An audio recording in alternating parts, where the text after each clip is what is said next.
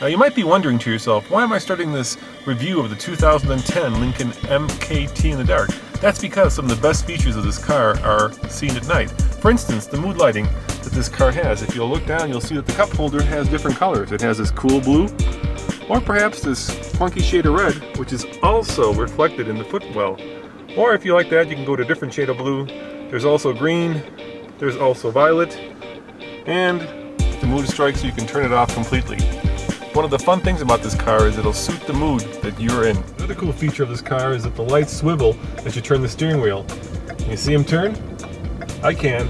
And unlike other cars where the lights turn, in this car you can really see them turning as I turn that wheel. Check it out. The light goes exactly where I turn the wheel. In the light of day, the design of the MKT is somewhat, shall we say, quirky. You recall those old-time locomotive designs? Well, the back end of the MKT seems somewhat familiar.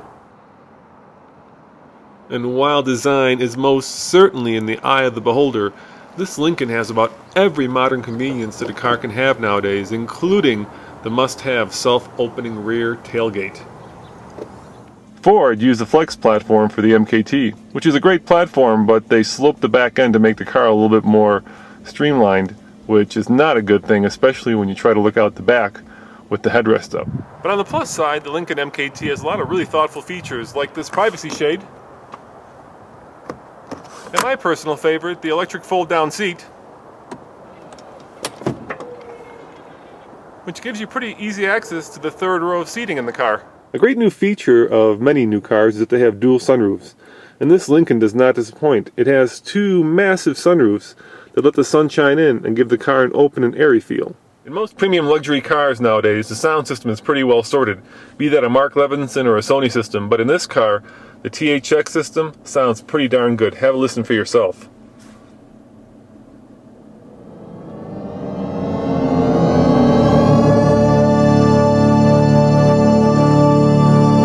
Now you're probably not hearing the full surround sound like I am, but it sounds pretty darn good from where I'm sitting. The Lincoln has Ford's newest 355 horsepower EcoBoost engine, and while this engine certainly has a lot of boost,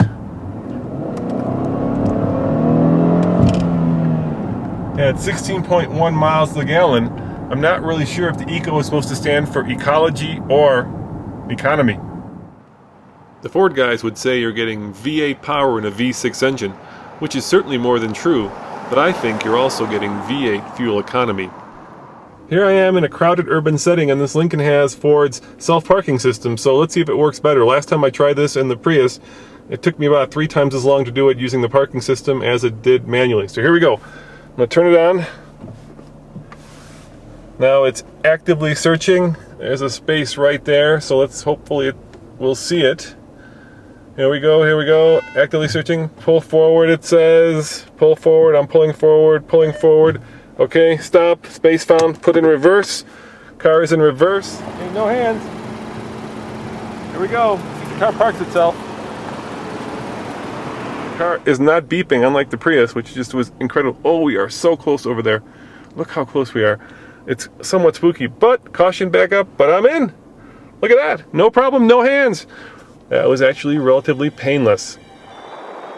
Painless, yes. Necessary, well, I'll leave you to decide that. At an as-tested price of just over $55,000, this Lincoln has a lot of premium competition. Is it up to the task? Well, that probably depends on what gas prices do over the next 2 years.